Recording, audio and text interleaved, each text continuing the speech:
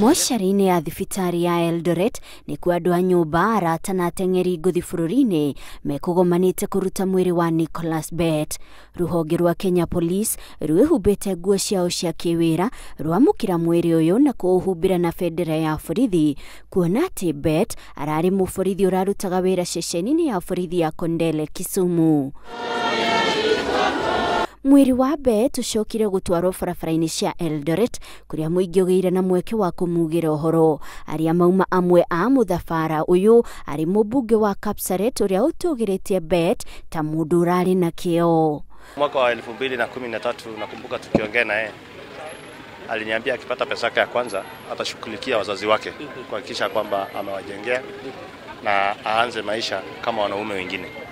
Na ni mtu amekuwa akiweka bidii. Bett ni ule mwanariadha ambaye hapa Kenya anajulikana kwa kuweza kukimbia zile mbio ambazo traditionally Kenya huwa hatufanyi vizuri, lakini aliweza kupopea.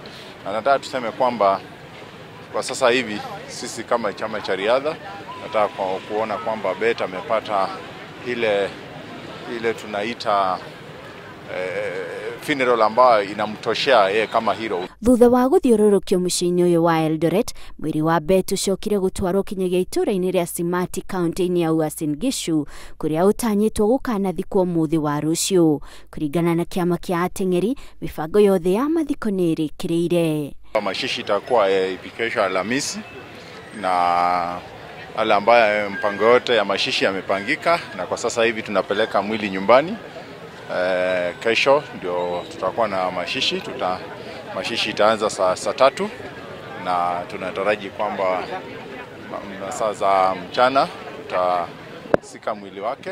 Nicholas Bett aroĩkaine ta njamba ya ihenya rĩa mita 400 rĩa kũrũga mĩhĩnga.